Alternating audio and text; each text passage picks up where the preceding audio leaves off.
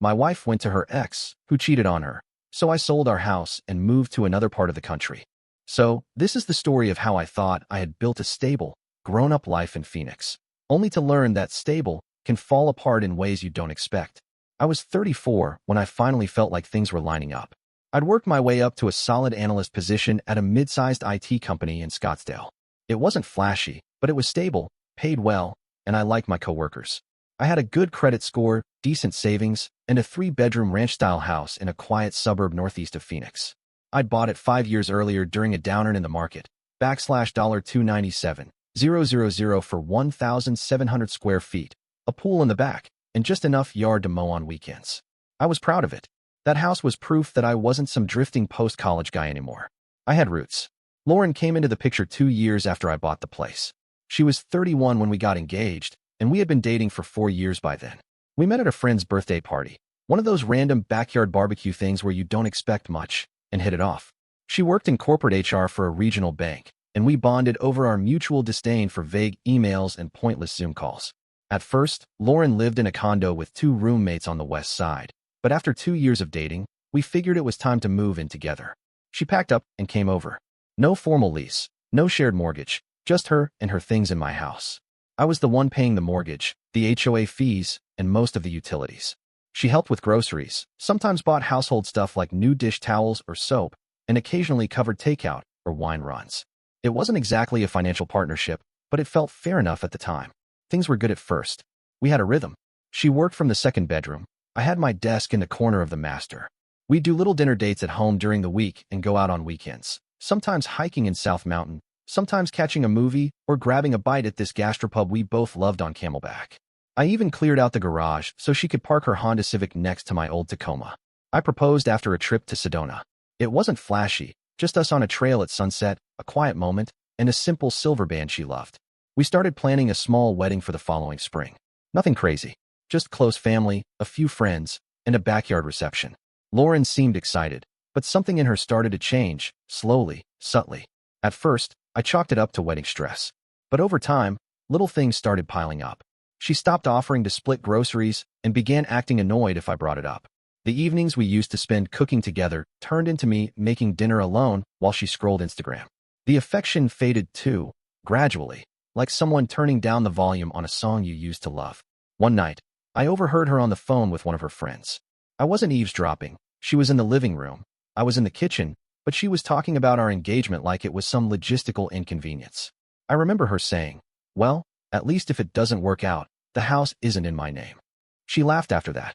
I just stood there holding a bowl of chopped onions, staring out the window into the backyard like maybe the lemon tree would give me advice.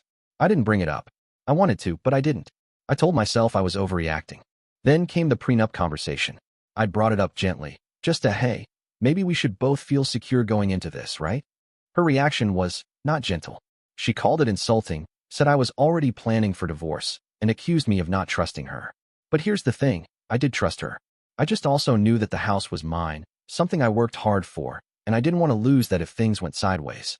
That was the first real fight we had about money. From then on, things shifted.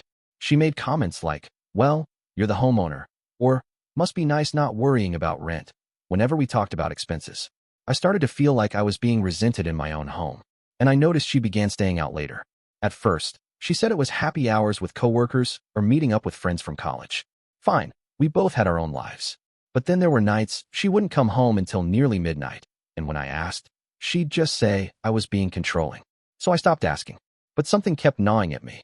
One weekend while she was at a girls' trip in Flagstaff, I saw a notification on our shared smart home system. One of the interior cameras I'd installed when we were having break-ins in the neighborhood had recorded movement. I tapped into the feed, and there she was, not Lauren, but some guy in our living room. Well, my living room. Tall, beard, wearing a flannel shirt, and carrying a six-pack. They walked in, she kissed him like she'd done it 100 times, and they went to the couch like it was routine. I don't remember much after that, just that cold, humming silence in your ears when the bottom drops out. I watched the rest of the footage. It wasn't a hookup. It was domestic, familiar, casual, like he'd been there before, probably more than once. Lauren came home Sunday night, all smiles and souvenirs from a tourist shop. I didn't confront her right away. I wanted to. God, I wanted to. But I needed to think. Figure out my move. Because here's the thing, She didn't own a piece of the house. Her name wasn't on anything. I had the leverage. And if she wanted out, I wasn't going to be the one moving. A week later, I told her we needed to talk. I played the video on the living room TV. She watched in silence, arms folded, jaw tight. Then she said, "Are you spying on me now?" Not, "I'm sorry." Not even denial. Just deflection. I told her to pack her things. She didn't beg. She didn't cry. She just packed, called an Uber, and left. That was the end of it. 4 years together, and she walked out like she was clocking out of a bad shift. And me? I poured myself a glass of that overpriced whiskey she never liked and sat by the pool alone. Phoenix was quiet that night. The kind of quiet that feels like starting over. For the first few years, Lauren barely mentioned Ryan except in a bitter, distant tone. He was the guy who broke her heart in her mid-20s, the one who slept with a co-worker while she was planning their future, and she cried more than once when she talked about him during those early nights we spent learning each other's stories. I always thought that part of her life had been closed for good, a door slammed and locked behind her. She seemed disgusted when his name came up, almost embarrassed that she had ever loved someone who turned out to be so careless with her. But about 6 months before things between us fell apart, Ryan's name started resurfacing. At first, it was nothing, just a passing comment about how she stumbled onto one of his posts on Instagram. She said it was weird to see how much older he looked, how he had gained weight, how his new girlfriend wasn't that pretty. I didn't think much of it. We all have moments of curiosity, wondering what our exes are up to, scrolling through old memories like they're harmless background noise. Then it happened again a few weeks later. This time she was laughing about a photo he posted from some brewery in Tempe, saying, "He still wears those awful plaid shirts." And I remember raising an eyebrow and asking, "You follow him now?" She said no. It just came up somehow, maybe through mutual friends or one of those algorithm things. But her tone had changed. It wasn't bitter anymore. It was softer, tinged with this strange warmth, almost like she was reminiscing. I brushed it off. We were engaged, living together, and planning a wedding. People get nostalgic sometimes, especially when they're under stress, and Lauren had been overwhelmed with work and wedding logistics. But the mentions kept coming. Ryan this, Ryan that. She once brought up a concert they went to in Flagstaff, saying it was one of the best nights of her life. She even mentioned a specific joke he used to tell, and how dumb but funny it was. That was when I started to feel something shift in my gut. Not quite jealousy, not yet, but discomfort. The kind of quiet warning your brain sends out before your heart knows what's happening. One night, we were sitting on the couch watching a movie when she randomly asked me if I thought people ever really got over their first love. I paused, not sure where that came from, and said something like, "I think we move on, but some people always stick with us in a way." She nodded and said, "Yeah, that's what I think too." And then she went quiet. That silence sat heavy between us for the rest of the night. I started noticing little things. She was spending more time on her phone, smiling at messages she never shared, turning the screen away when I walked by. Her moods shifted quickly, excited, distracted, irritated, all in the span of an evening. She'd excuse herself to the bedroom during dinner, saying she had to take a call for work, but her voice didn't sound like her usual professional tone. She got more protective of her devices too, setting a new lock screen code without telling me, something she had never done before. Then, one afternoon while she was in the shower, her iPad lit up on the kitchen counter. She had it synced to her phone, and a message preview popped up. It was short, casual, nothing scandalous. I still think about that night sometimes, but it was from Ryan. I stared at it for what felt like forever. My stomach dropped. That wasn't a message from the past. That was a current, ongoing conversation. I didn't open it. I didn't confront her right then. Instead, I just stood there, trying to make sense of everything that had been adding up. The sudden emotional distance, the vague responses when I asked about her day, the renewed nostalgia for someone who supposedly hurt her deeply. It felt like watching a slow leak in a tire, one I'd been pretending wasn't there until the car was nearly on the rim. Later that week, I casually asked, "Have you talked to Ryan recently?" She looked up from her salad, completely still, then said, "No, not really. Just a comment here and there online." Her eyes didn't hold mine. She went back to eating like it was nothing. I wanted to believe her. God, I wanted to believe her so badly. But something in my gut had already turned over, and once that feeling settles in, it doesn't go away easily. From that point on, even the sound of her laughter at her phone made my skin crawl. And the worst part wasn't the possibility that she might still have feelings for him. It was that she had started hiding that part of herself from me. That's when I knew we were standing on a fault line, and the cracks had already started to show. I began to notice Lauren pulling further and further into herself, like someone quietly retreating from a conversation they no longer wanted to be part of. It started small, as these things usually do. She'd take longer to respond when I spoke to her, often distracted, her eyes fixed on her phone screen, her fingers scrolling endlessly. There were nights when she'd sit on the couch beside me, but it felt like she wasn't really there. Her body was in the room, but her attention was somewhere else, locked behind a glowing rectangle she guarded like a secret. She started leaving the room when she got phone calls, which hadn't been a thing before. At first, she'd say it was work-related, something sensitive, and I didn't question it. But it happened more frequently, and I began to notice the patterns. How her voice would drop into a softer register when she spoke, how she'd linger longer than necessary before coming back. When I asked her if everything was okay, she'd sigh and tell me she was just tired, that work had been draining lately, or that wedding planning was stressing her out. And I wanted to believe her. I really did. Then, one night after dinner, as we were washing dishes in silence, I dried my hands and turned to her and said, "Lauren, is there something going on?" She didn't answer right away. She set the dish down a little too carefully, like she needed a second to brace herself, then leaned back against the counter and finally said, "Ryan messaged me." I didn't react immediately. I just waited. She looked at me with a mix of guilt and defiance, like she was expecting a fight, but also wanted me to be okay with it. "He sent me a long message," she said. "He apologized. Said he was sorry for everything he did to me back then. Said he's changed." I stayed quiet. Not because I didn't have anything to say, but because I didn't trust what might come out of my mouth. She went on. I didn't respond for a while. I didn't expect to hear from him. But it brought up a lot, and I started thinking maybe it would be good to just talk to him, to get closure, to close the gestalt. That phrase stuck with me. Close the gestalt. She said it like it was some clinical task, like she was doing emotional spring cleaning. But the way she said it felt rehearsed, like she'd already justified it to herself a dozen times before saying it out loud to me. I asked why now. She shrugged. I don't know. Maybe because he finally admitted he messed up. Maybe because there's a part of me that never got to say what I needed to back then. I don't want anything from him. I just want to have the conversation. It didn't sit right with me. Maybe because I'd seen the signs leading up to this, her distance, her smiles at her phone, the quiet moments that felt like she was somewhere else. Maybe because deep down, I didn't believe it was just about closure. But I nodded and said, "Okay, if that's something you feel you need." What else was I supposed to say?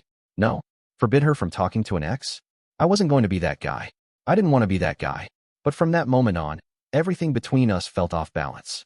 Her phone became a constant presence, like a third person in the relationship.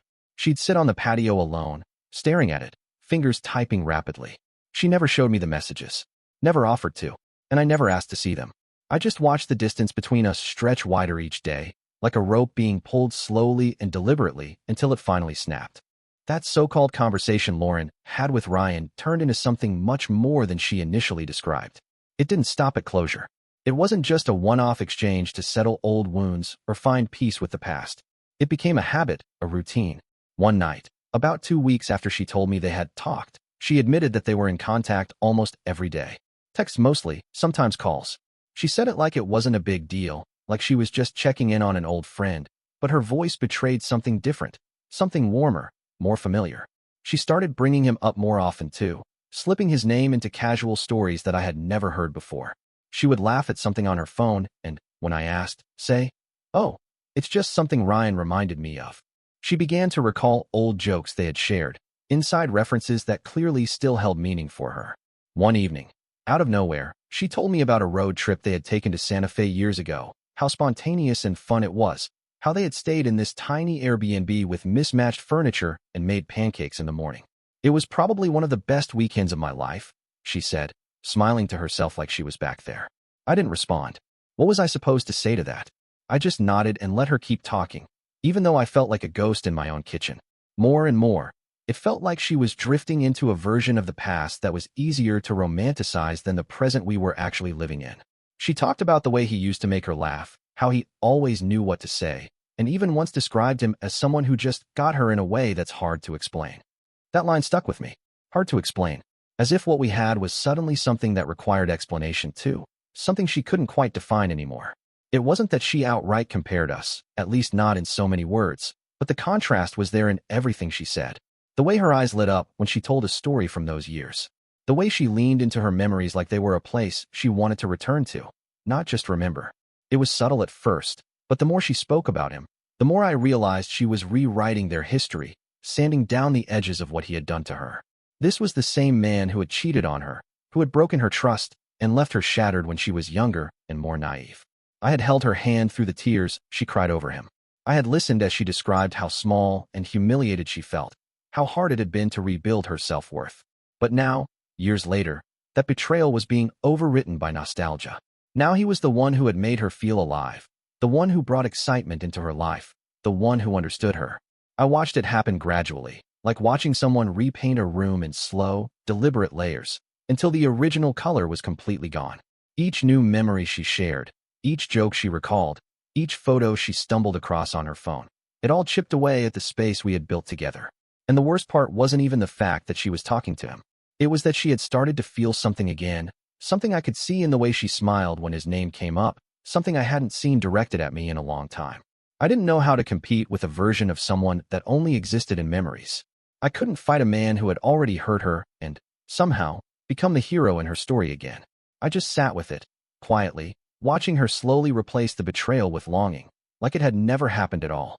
Over time, the way Lauren spoke about our life together began to shift, not in tone exactly, but in content. It was like she was subtly reevaluating everything we had built, and the lens she was using to do it was tinted with Ryan's shadow. She started making these strange little comparisons, not aggressively, not even always directly, but enough that I began to feel it in my gut. At first, it was something as small as a comment over dinner. We were talking about where to go for a weekend trip, and I suggested Sedona again, where I had proposed, where we both said we loved, and she responded with, "I just miss doing something a little more spontaneous, you know? Like back when Ryan and I would just get in the car and drive somewhere without a plan." That name again dropped into the middle of what should have been a conversation about us. She'd say things like, "You're such a steady presence." And it was meant to be a compliment, I think, but it always came paired with a question I could hear between the lines. Was steady enough? She told me once, lying beside me in bed, that she felt calm with me, safe even, and then stared at the ceiling in silence before adding, "But sometimes I wonder if that's all I should be feeling." That sentence didn't come from nowhere. I knew exactly where it came from. It came from old text threads, from late-night phone calls, from laughing about memories with someone who had nothing to lose now and everything to gain by being charming and regretful. She started saying things like, "Ryan was more passionate, you know? More impulsive.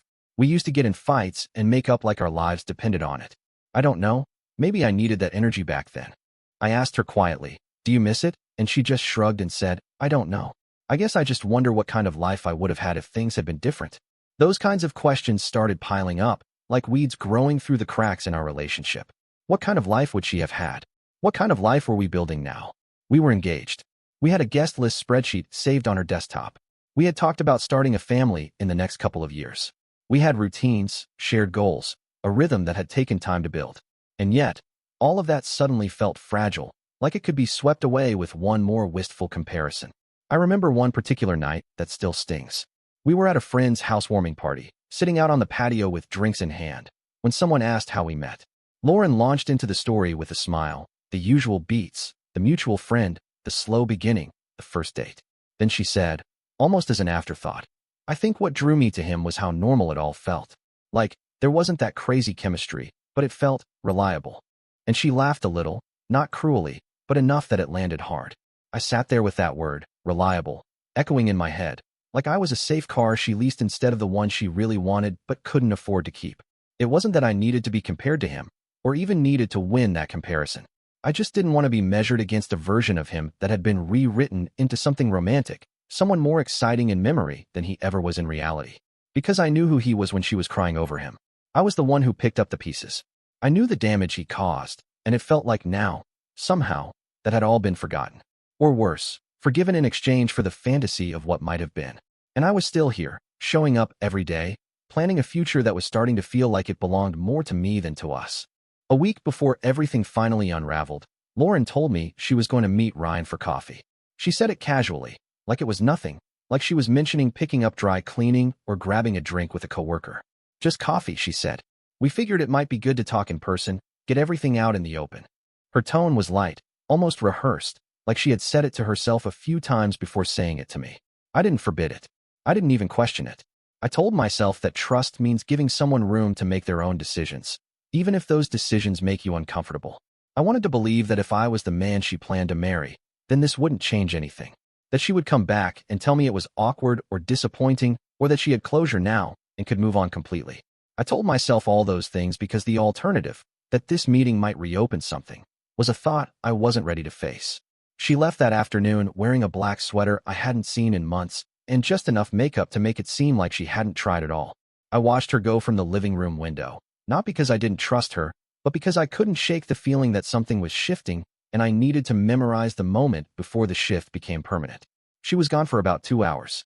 I didn't text her while she was out. I didn't want to come off as insecure or paranoid, and I kept telling myself this was the right approach: calm, respectful, trusting. But those 2 hours stretched like elastic pulled too tight. I couldn't focus on anything. I opened the same email 3 times and couldn't make it past the first line. I folded and unfolded laundry, stood in the kitchen with the fridge door open just to have something to do. When she came back, I knew immediately something was off. She didn't walk in the way she normally did, with keys in one hand and her phone in the other, talking about traffic or weather or whatever else had annoyed her. She was quiet. Too quiet. She hung her bag by the door, took off her shoes, and walked past me like I wasn't even there. Her face was closed, unreadable, like someone who had just returned from a place they didn't want to describe. I asked gently, "How did it go?" She didn't look at me when she answered. She just said, "It was interesting." That was it. One word. Interesting. I stood there waiting for more, something to latch onto, some kind of explanation or emotion or reaction. But she just walked into the bedroom and closed the door behind her. We didn't talk much that night. She said she was tired, went to bed early, didn't kiss me goodnight. I lay awake beside her, staring at the ceiling, listening to the soft sound of her breathing and wondering what interesting meant. I didn't ask. I didn't press. I just tried to hold on to what was left of the version of us I thought still existed. But I knew something had changed. Not because she said it, but because she didn't have to. It was all over her face, in her silence, in the space between us in bed that night. That coffee wasn't just coffee. That meeting wasn't just about closure. It was the moment everything we'd built started to quietly come apart. It was a Saturday morning, the kind of morning that usually started with coffee on the patio and plans for the day. I had my hiking boots by the door, a route mapped out through the South Mountain trails, and a quiet excitement about getting some fresh air and space away from everything that had been weighing on me. But before I could even grab my keys, Lauren came into the living room with that expression people wear when they've rehearsed something in their head and are just waiting for the right moment to say it. She sat down across from me, legs tucked under her, hands folded too neatly in her lap. I could tell immediately that this wasn't going to be a normal conversation. She didn't ask me what I was doing today or what time I'd be back. She just looked at me and said, "Can we talk for a minute?" I set my water bottle down. "Sure. What's up?" She didn't ease into it. There was no build-up, no lead-in. She just said, "I'm confused about how I feel right now. About us. About everything." It felt like the air went still for a second. I sat back, watching her, waiting for the rest. And then it came. "I think I need a break," she said. "Just a few weeks. To clear my head, figure things out." I didn't understand at first. A break? From what? We were engaged. We were living together. This wasn't some casual relationship you put on pause like a TV show. I asked her what she meant by a break, trying to keep my voice calm even though my heart was already pounding. She looked away when she answered. "I've been talking to Ryan more, and I think I need to see him. In person. Spend time with him. Just to see if there's anything still there." I stared at her, not even sure I'd heard her right. "You want to go be with your ex?" I said slowly. "To see if you still have feelings for him, while I wait around?" She didn't deny it. She just said, "It's not about replacing you. It's not about choosing him over you. I need to explore what I'm feeling. I'm not ready to walk away from what we have. But I also can't pretend I don't need to figure this out." I felt like the floor had tilted beneath me. One second I was packing for a day in the mountains, and the next I was watching the woman I was supposed to marry tell me she wanted to test the waters with a man who had already broken her once. She kept talking, saying things like, "It's just a few weeks," and "I think it'll help me come back with clarity," as if any of this was normal. As if love was a trial subscription she could pause and resume when it suited her. She said she didn't want to hurt me, that she just needed to follow her emotions, that she hoped I could understand. Understand what exactly? That our future was now conditional. That my place in her life depended on how good it felt to see someone she claimed to be over for years. I didn't yell. I didn't cry. I didn't say anything for a long time. I just sat there and listened, my hands clenched tightly in my lap, trying to keep myself steady. Because that was what I had always been for her. Steady, calm, dependable. And now she wanted something else. Or maybe she didn't even know what she wanted. Maybe that was the worst part. When she was done talking, I told her I needed to go. I grabbed my keys, left my gear by the door, and drove aimlessly for hours, not to any trail, not to any destination, just away. Away from the house. Away from her. away from the conversation that had broken something in me I didn't know could still be broken. I sat across from her in silence, letting her words settle in the space between us like dust after a collapse. She had said everything she needed to say, wrapped it all in the language of confusion and exploration, like she was on some noble emotional quest. But I wasn't confused. I understood exactly what was happening. After a long moment, I asked her one question. I didn't raise my voice, didn't sound angry, just flat, steady. Are you planning to see him as a potential partner? I mean completely, including physical intimacy. She hesitated, and for a second I thought she might lie, maybe say she hadn't thought that far ahead or that it wasn't like that. But she didn't. She looked me in the eye and nodded. Yes, she said. I don't know where it'll go, but I can't rule anything out. That was all I needed to hear. I took a breath, and I told her plainly, then we're done. She blinked like she didn't understand the sentence. Like the meaning didn't compute. What? She said, as if she hadn't spent the last 20 minutes explaining how she wanted to put our engagement on pause while she explored whether she had a future with another man. I repeated it, just as calmly. If you want to explore a relationship with someone else, physically, emotionally, however, you're free to do that. But I'm not going to sit around waiting for you to decide whether I'm still enough for you. I don't do on hold. This relationship is over. She looked stunned. Not angry, not even defensive. Just shocked. Like she had expected a fight, or maybe even a plea. Like I was supposed to bargain with her, offer to change, or at the very least, give her permission wrapped in quiet desperation. But I didn't do any of that. I stood up, walked to the hallway, and grabbed my jacket off the hook. Behind me, she said my name, soft, like she wasn't sure if she had the right to use it anymore. I turned to her once more and said, you made your choice. I'm just the one making it final. And that was it. No dramatic exit, no shouting, no last-minute hugs. Just the quiet, solid sound of something ending. Something real. Something I had once believed would last. That night, after Lauren packed a bag and left for her sister's house, I sat alone in the living room, staring at the quiet stillness that had taken over the space we used to share. There was no yelling, no begging, no last-minute change of heart, just the sound of the front door clicking shut behind her and the growing silence that followed. I waited a few minutes, maybe to make sure she was really gone, maybe because I just needed to sit still long enough to process it. Then I stood up, pulled out my phone, and called a locksmith. By 10 that night, the locks had been changed. The guy didn't ask questions, just nodded when I said I needed it done quickly. I stood in the hallway watching him drill into the old deadbolt, listening to the sound of metal being removed and replaced. It felt strangely appropriate, literal and symbolic all at once. I wasn't just securing the house. I was closing something off, making it clear, to her and to myself, that there was no door left open. After he left, I grabbed a few empty boxes from the garage and started packing her things. I did it methodically, without anger, just a quiet focus. Drawer by drawer, shelf by shelf. Her clothes, her shoes, the hairdryer under the sink, the mug she insisted on using even though they were chipped. I folded everything neatly, placed her framed photos upside down in the box, and lined up the containers against the far wall of the garage. I didn't rummage through her things. I didn't read old notes or hold anything longer than I needed to. I just packed it all and made space. By midnight, it was done. Her presence had been reduced to 4 taped-up boxes and an empty side of the closet. On Monday morning, I called a realtor. The house had always been mine legally, my name on the deed, my mortgage payments, my equity, but it didn't feel like home anymore. Every room felt like a snapshot from a life I wasn't living anymore, and I couldn't imagine waking up there in 6 months pretending this hadn't happened. I told the realtor I wanted to get it listed within a few weeks and would start minor touch-ups right away. She asked if I was sure, and I told her I had never been more certain about anything. That afternoon, I sat down at my computer and opened the shared cloud drive where we had saved our photos, vacations, birthdays, selfies in the kitchen, blurry shots of us lying on the couch with the dog we used to talk about adopting someday. I didn't scroll through them. I just selected everything with her in it and deleted it. No hesitation. No recycling bin. Just gone. We didn't speak much after that. A few short texts about when she could pick up her things, a question about mail that had arrived in her name. Nothing emotional, nothing about us. And I preferred it that way. I didn't want closure. I didn't want explanations. I wanted space, clarity, and most of all, peace. She had made her choice, and I had made mine. The lock was changed, the door was closed, and I wasn't standing on the other side waiting anymore. 2 weeks after everything ended, the house sold to a couple who paid in cash. They were relocating from California, wanted a quick closing, and didn't mind the original tile in the kitchen or the desert landscaping that I had never gotten around to updating.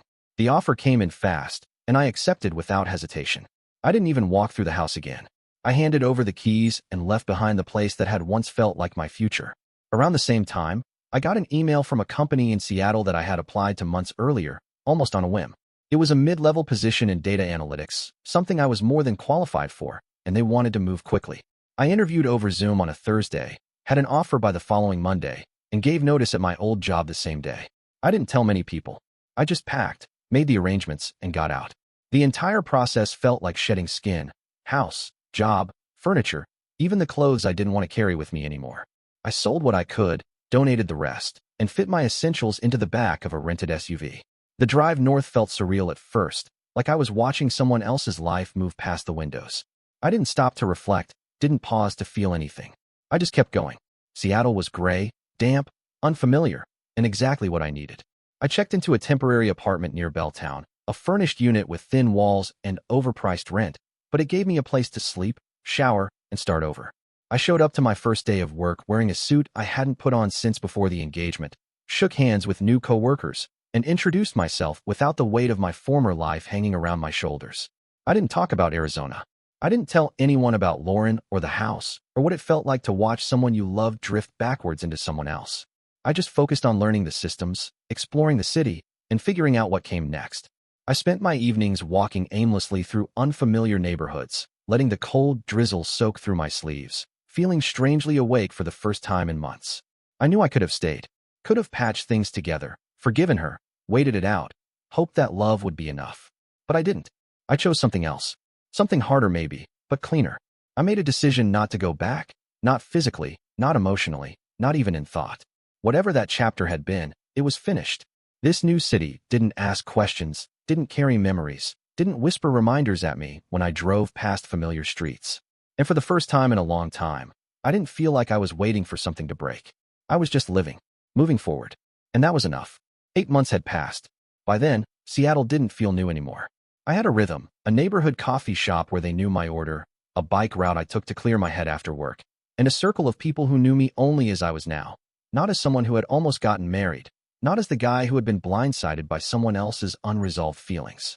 I didn't think about Lauren much anymore. Not because it didn't hurt, but because there wasn't anything left to turn over in my mind. Then, out of nowhere, I heard from a mutual friend. It was a short, awkward message on a Saturday afternoon. Just a hey, thought you should know what's going on with Lauren. I didn't ask, but the story came anyway. Things hadn't worked out with Ryan. Apparently, history repeated itself. He cheated on her again, this time with someone from his office. She had moved in with him after our breakup, which I hadn't known, and when things fell apart, she had nowhere to go. Her sister took her in for a while, but they had a falling out. Details were vague, but the word ungrateful came up more than once. Her parents, who had always seemed quietly skeptical of her choices, weren't offering support either. And then she lost her job. Budget cuts, a few missed deadlines, maybe a lack of focus, who knows? What mattered was that it was all gone. The relationship, the apartment, the job, the safety net. At first, I just read the message and sat with it. I didn't feel anything immediate. No satisfaction, no bitterness, just a dull sort of recognition that this was a version of the story I had expected somewhere deep down. Then the messages started. They didn't come from her main account. They came from others, new profiles with no photos, vague usernames, but always the same tone. A few sentences asking how I was. Then longer paragraphs. Then please. I know I made a mistake.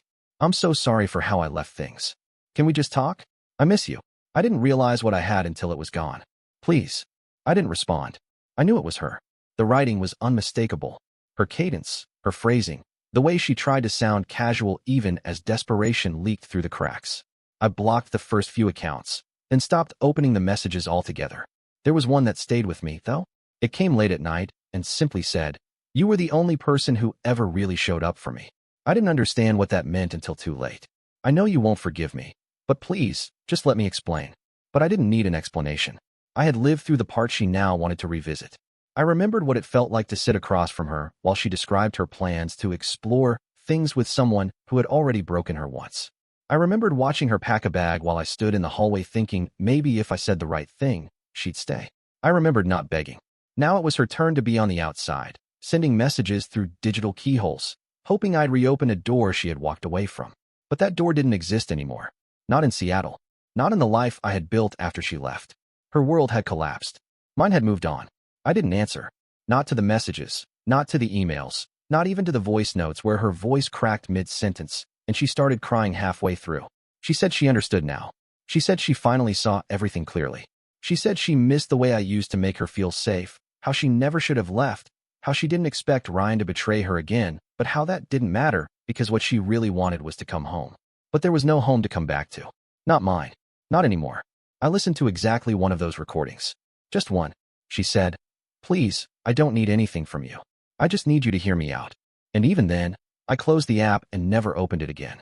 Because the truth is, I had already heard everything I needed the day she told me she wanted to take a break, so she could see if there was anything left with the man who once destroyed her. That wasn't confusion. That was clarity. She just didn't know it yet. I didn't slam the door shut on her out of anger. I didn't block her out of spite. There's no hatred in my silence, no grudge in my decision. There's just finality. This chapter of my life is finished. Sealed. Not with a dramatic goodbye or a messy fight, but with quiet certainty. Because if the only thing that can change you is losing everything, then you haven't really changed at all. That's not growth. That's panic. And I'm not here to rescue someone from their own consequences. Especially not someone who looked at what we had, weighed it against a memory, and chose to walk away. My door is closed. Permanently.